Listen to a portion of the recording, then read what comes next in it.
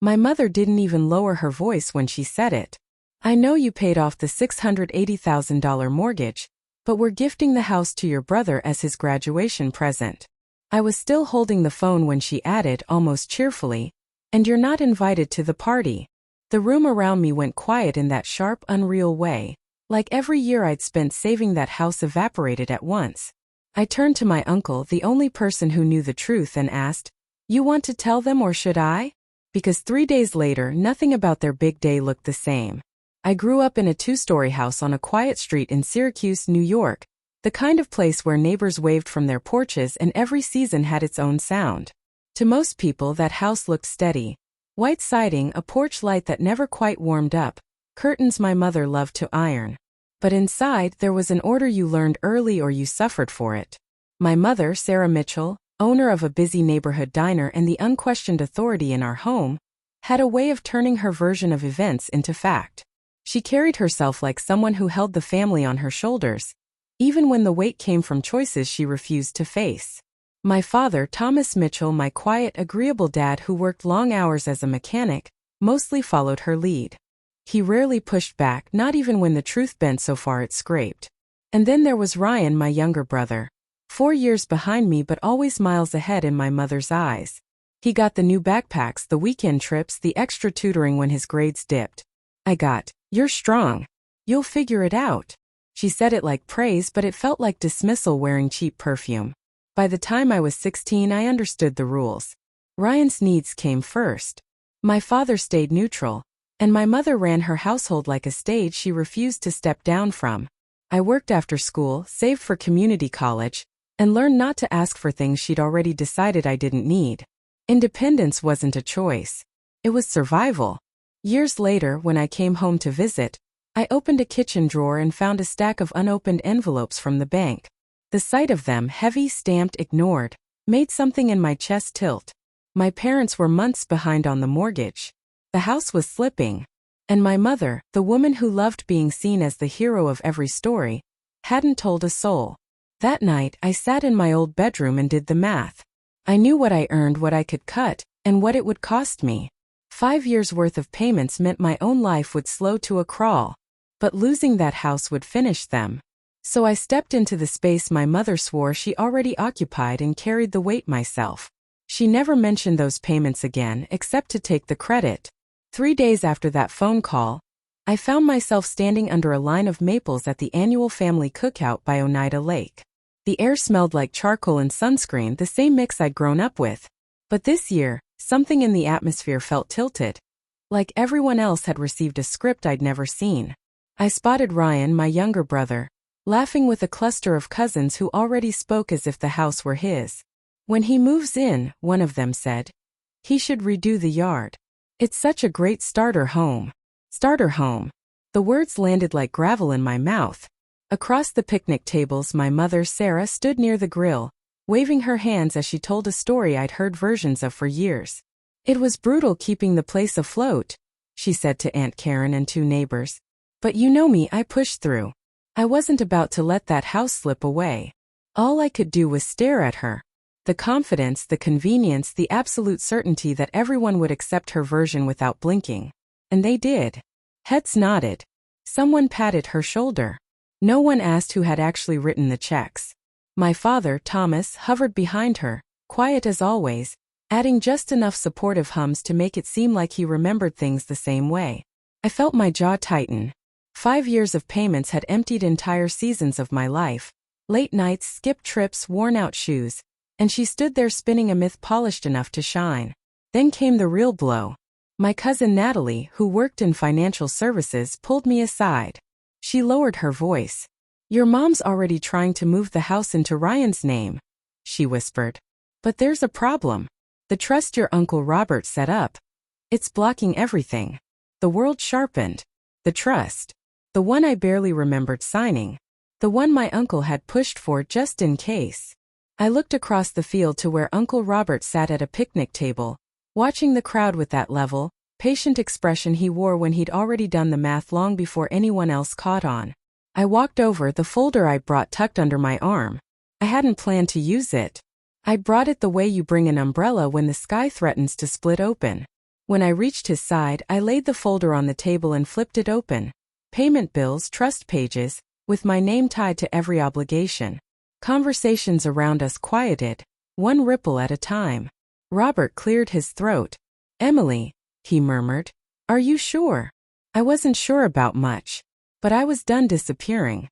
I turned toward the crowd, my voice low and steady. "You want to tell them?" I asked him. "Or should I?" His eyes met mine, and that was the moment everything shifted. The night after the cookout, I drove to my parents' house expecting tension, maybe a clipped conversation at the doorway. I didn't expect the silence that greeted me. A strange, hollow quiet that felt staged. The porch light flickered the way it always had, but when I slipped my key into the lock, it hit metal and refused to turn. I tried again. Nothing. Then the door opened just a few inches, and Ryan filled the gap. He wasn't smiling. He wasn't apologizing.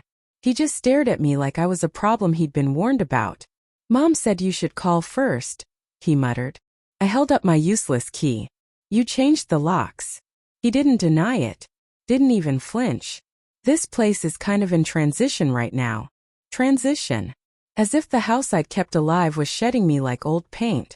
Behind him I saw moving boxes, My parents stood farther back in the hallway, not close enough to engage but close enough to witness. My mother's expression was unreadable, but my father's eyes dropped the moment mine found his. "Ryan," I said quietly. "Move." But he didn't. He pulled the door until only a sliver of light framed his face. He said, and for a second his voice softened, almost pleading, but then it hardened again. "Mom doesn't want drama." The lock clicked. The porch light flickered, and I stood there with a key that meant nothing. The drive back to my apartment blurred. By the time I walked inside, my chest felt too tight to breathe. I kicked off my shoes, pulled down the storage box from the top shelf, and dumped everything onto the kitchen table. Payments, bills, late notices from years ago, copies of the trust. Every receipt I'd kept so I wouldn't forget what I'd sacrificed.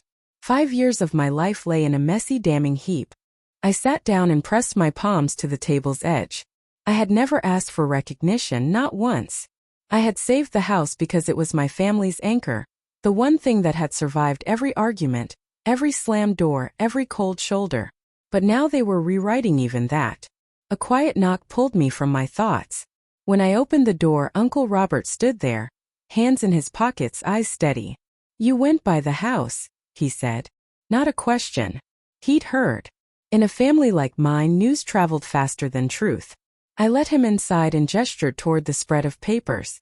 He exhaled long and slow. "Your mother's pushing hard. Harder than I expected. Luckily, the trust gives you leverage. More than leverage, actually." I felt something shift. "What do you mean?" He tapped a clause with his finger. "This line. Your payments don't just tie you to responsibility. They tie you to control." Those words sat deep, like a stone dropping into water. The next morning, I took the entire box to Daniel Harper, the attorney I'd been referred to. He studied the trust, flipping pages with the kind of focus that made the air feel sharper. "Emily," he said, "you're not powerless. If they're trying to transfer the property around you, you have full grounds to stop it." He explained the process step by step. Formal filings, property review, a temporary block on any transfer. Everything legal, structured, quiet. "Once you file," he said, "they won't be able to hide this." I walked out of his office with the paperwork already drafted. Back home I signed. I submitted. I waited. 3 days, I whispered to myself. 3 days was all it would take. 3 days later, my brother's big day turned into something none of them could control. I drove down their street just as the sun pulled itself over the rooftops, throwing long pale lines across the pavement. Balloons were tied to the mailbox. Folding tables were already set in the yard, covered with graduation decorations in my mother's favorite colors. From a distance, it looked like a perfect morning, like the version of our family she always tried to sell to the world. But halfway up the driveway, a white city vehicle was parked in front of the porch. 2 officials stood on the steps with clipboards in hand. Jennifer Brooks, our neighbor who lived directly across the street, watched everything from her window. She wouldn't have to say much later. Her eyes had already taken the whole story in. My mother, Sarah, Open the front door meant for guests. The smile broke the second she saw the uniforms. Is something wrong? She asked, already bracing her voice. Ma'am, one of them said. We're delivering formal notice. This property has an active dispute filed under the trust connected to your home. Due to the terms in that filing, no transfer can proceed until the review is complete. I watched my mother's face freeze, not in fear at first, but in disbelief that someone dared interrupt her script. There must be a mistake, she insisted. We're simply gifting the property to our son. It's our home. The official shook his head. Not according to the trust and the payment records attached to it. The name listed here, he tapped the folder, holds authority, not yours. For a moment she didn't understand. Or maybe she refused to. Who filed this? She demanded. Her eyes swept the street and landed on me. The air between us tightened before she could say more. Another sound broke the stillness. The grind of a tow truck engine turning the corner. It rolled to a stop at the end of the driveway. The driver stepped out, checked a clipboard and called out, Ryan Mitchell. My brother, 22 years old, always cushioned from consequences, came tearing out of the house. That's me, he said. But that's my car. There's no reason for. It's being repossessed, the driver replied. Payments behind. This was the earliest pickup time. Ryan turned to my mother, panic flashing across his face. Mom, do something. But she couldn't. There was no check she could quietly write, no bill she could slip into the trash, no narrative she could twist fast enough. The truck lifted the front wheels of his car. The metal clank echoed through the yard. Several relatives, already arriving early for the celebration, stopped mid-step. Balloons fluttered overhead. The whole scene looked surreal, like a party collapsing under its own decorations.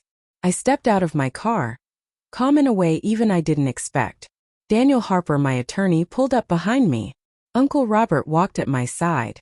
We approached the porch together. My mother stared at me, color rising in her cheeks. You did this, she hissed. I enforced the trust you signed, I said, voice steady. Nothing more. This is your brother's graduation, she snapped.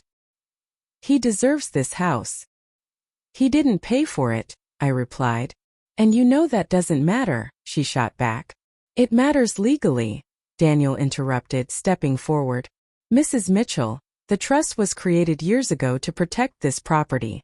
At the time, you agreed that the individual making the payments would have final authority. That individual is Emily. My father, Thomas, slipped onto the porch, rubbing the back of his neck like he wanted to disappear. Let's just calm down, he muttered. But he wasn't talking to my mother. He was talking to himself. Sarah pointed a shaking hand at Daniel. We didn't mean for that to be permanent. That's not how trust agreements work, Daniel replied gently. And your attempt to transfer the house behind her back triggered the review. Murmurs spread among relatives, forming a semicircle on the lawn. My cousin whispered loudly, Wait, Emily paid the mortgage? Another frowned. For years, and nobody said anything? My mother's lips were trembling now, not with guilt, but with the realization that her story was slipping. That trust was for emergencies, she insisted. It wasn't supposed to give her control. Uncle Robert took one small step forward, his voice calm but unshakable. Sarah, I set up that trust because you and Thomas were drowning. You signed it willingly, and Emily saved your home. If she hadn't stepped in when she did, the bank would have taken everything. My mother blinked rapidly. Anger, panic, and denial fighting for space. This is still our house, she said, almost pleading. I protected it, I answered softly. I just didn't realize you'd erase me to do it.